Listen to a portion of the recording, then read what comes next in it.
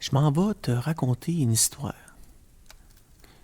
Là, il va falloir qu'on monte un peu plus au nord, dans un endroit qu'on appelle les Forges du Saint-Maurice. Là-bas, à une époque, c'était un dénommé Poulain, au 18e siècle, qui était propriétaire de la place. Il y avait une fille, la belle Rosine. Ah, une fille qui faisait craquer tous les hommes du village des Forges. À un point tel qu'elle était rendue à 18 ans, puis personne lui avait fait sa grande demande. On agaçait bien M. Poulain. Quand est-ce que la belle Rosine en va avoir un prétendant? Quand est-ce qu'elle allait marier ça, ce beau petit brin de femme-là?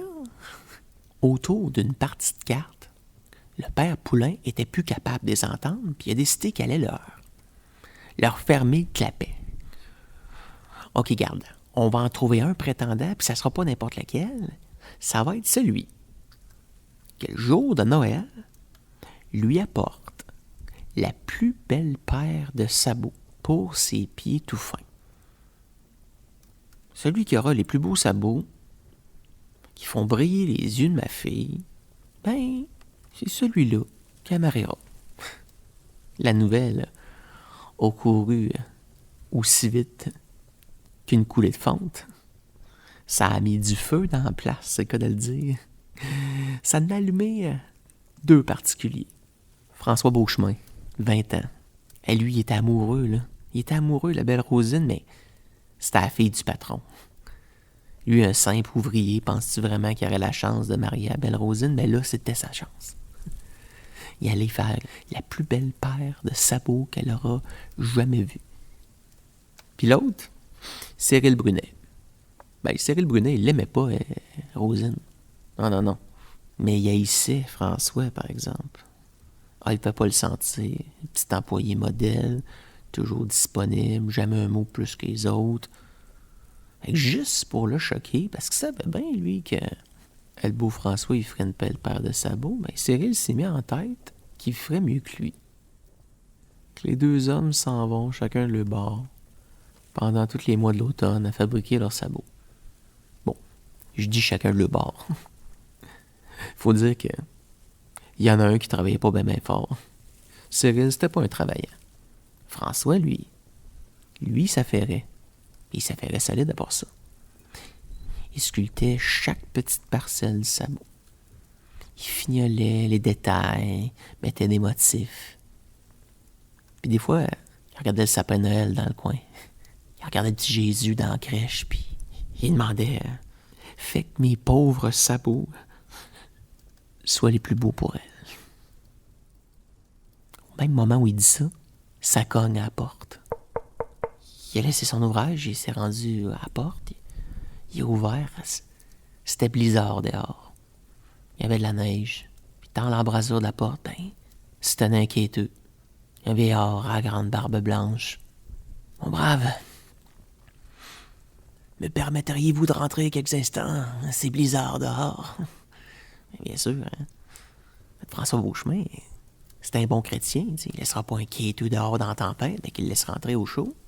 Il l'installe sur le bord du feu, tu sais. Il fait un bon bol de soupe. Puis il donne une couverture pour se réchauffer, tu sais. Pendant que le vieillard est en train de manger sa soupe, il a jeté un coup d'œil sur le côté de l'atelier de François. Il a vu les sabots. Elle va être chanceuse. La fille à qui vous allez donner ces sabots-là, hein, sont vraiment beaux.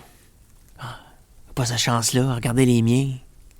Le François a regardé, il a vu les sabots tout brisés, rapiécés avec des morceaux de cuir, des brindilles. Le vieillard, il a même dit « Ces sabots-là, ils ont vu Bethléem, monsieur. » Ils en ont vu du temps, mais... En tout cas, si j'avais des sabots comme ceux que c'est en train de faire, hein, je pourrais retourner dehors. François a comme été pris un petit débat intérieur. Il a pilé sur son orgueil. Il a dit « Ben, monsieur, effectivement, ces sabots-là vont être mieux dans vos pieds que dans celles de ma belle. Dans le fond, je sais même pas si elle m'aime, tu sais. Fait que, tout si bien qu'il serve à quelqu'un comme vous. Bon, il y a aussi le fait que François, dans sa tête, il se disait que refuser quelque chose à un quêteux, ça peut porter malchance. Ou de pas se ramasser du malheur dans sa maison. Fait qu'il a donné les sabots. Et le vieillard, elle l'a remercié. Ah ouais, c'est bien fin. Ben, en échange, je vais vous laisser les miens. En soyez pris. Hein. En se retenant le regard de dégoût, mais, tu sais, on peut s'éviter un mauvais sort. Il a pris les sabots, tout brisés, puis il les a mis sur son atelier, puis quand il s'est reviré de bord, le vieux avait disparu. La couverte, le bol de soupe était resté là, sur place. Fait qu'il s'est resté à son atelier, il a pogné les sabots, puis il les a repolis comme il pouvait, il a essayé de faire de quoi avec. Mais la belle Rosine, pas de danger qu'elle aime ça. Il regarde la crèche, il regarde le personnage, puis il implore le Seigneur de l'aider. Au même moment, chez Cyril, ça travaillait pas fort. Ah, il riait, à gorge déployée. Mais voyons donc, toi. Ces sabots ont vu Bethléem. Non, mais quel vieux fou. Ça se peut-tu, un vieillard de main? Je suis bien content de l'avoir viré de bord. Moi, les bons dieuseries, là, crois pas trop à ça. Vous comprenez bien qu'il a eu la même visite que François. Mais lui, il l'a reviré de bord. Le yab, il serait ici devant moi que je serais plus parlable. Ça n'a pas pris une seconde que ça cogne à la porte. Cyril va répondre, puis dans le même blizzard, le yab qui se tenait là. Tu m'as appelé? Je suis venu. Si je peux faire pour toi. Ah ben là, le yab. Je veux mener la vie dure à François Beauchemin. Je veux pas qu'il l'aille, la belle Rosine. Je veux pas qu'il l'aille. J'aimerais ça que tu me fasses des beaux sabots. Il avait dit, je peux t'arranger ça, mais tu me donnes quoi en échange?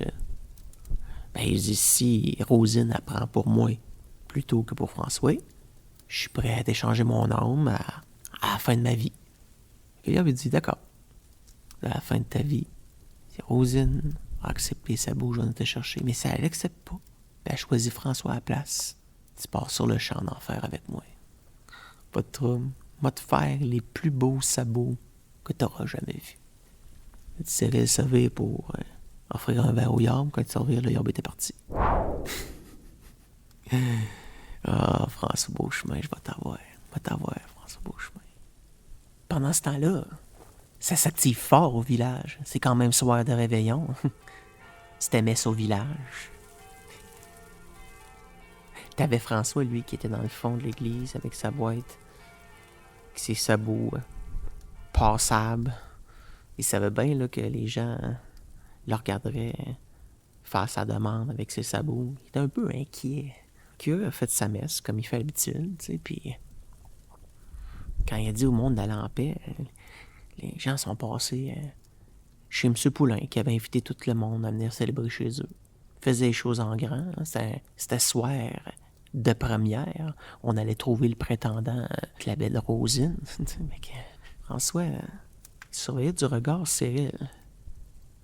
Il le voyait pas, mais bon, c'était pas surprenant. Cyril n'était pas porté ses bondieuseries, mais qu'on le verrait pas à l'église certain, mais il n'y avait pas beaucoup de prétendants. À vrai dire, il y avait juste lui, puis Cyril.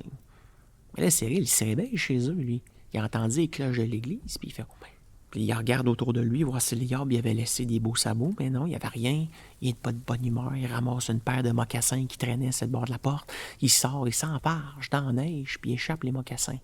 Il cherche de peine et de misère, en colère contre le yab de ne pas avoir réalisé son pacte. Puis quand il trouve les mocassins à la place, il sort de la neige. 2 beaux sabots en or qui brillent de toute leur beauté, de toute leur lumière. Là, il est fier. Il met ça dans sa sacoche, puis il part à courir jusque chez le père Poulain. Il rentre, toi, dans la maison. Tassez-vous de là. Belle Rosine, c'est avec moi que tu pars à soir. Ah, regarde-moi donc les beaux sabots que je t'ai faits. Le monde t'a impressionné. François, plutôt gêné. de passer après ça. Rosine, même si elle n'avait pas Cyril dans le collimateur, elle n'avait pas bien le choix des essayer, des sabots en or. Elle se déchausse, est en plein milieu du salon, tout le monde est autour d'elle, elle rentre ses 2 pieds dans 2 sabots, le monde fond « Oh ». Puis Rosine fait « Ah! Ah! » Et les sabots en or étaient en train de devenir des tisons. Ça brûlait dans ses pieds. Ni une ni deux, toi, François Beauchemin, laisse tomber sa boîte, court jusque dans la place, donne un coup de pied ses sabots, puis libère la belle des sabots brûlants. Les sabots passent bord en bord de la fenêtre pour disparaître à l'horizon. Il y en a qui disent que les sabots ont volé tellement loin qu'ils ont fini dans la rivière Saint-Maurice. À cet endroit-là, paraît que la rivière, elle gèle plus. Il y aurait quand même un bouillon en permanence. Puis si tu fais pas attention, mais tu peux mettre le feu dedans. François, il venait de sauver Rosine, toi. La gêne totale pour Cyril. Il se souvenait du pacte qu'il avait fait avec le Yam. Il part en courant, un cri de mort. On l'a plus jamais revu. Puis tu te demandes, François, là-dedans, qu'est-ce qui est arrivé avec ses sabots? Ben, ses sabots ont vu Bethléem, quel qu'était lui avait dit. Et François qui venait de sauver Rosine, il l'a regardé, un peu gêné. T'as pas sculpté une paire de sabots pour moi, toi? François a dit, ben, ouais. Puis là, il a pris les sabots passables. Dans la salle, on a dit, oh, Rosine, a fait, oh. Mais il a mis quand même d'un pied. Au moment où il a mis d'un pied, les sabots passables sont devenus en or. La lumière s'est reflétée dans le regard de la belle. Puis le mariage s'est célébré le printemps suivant.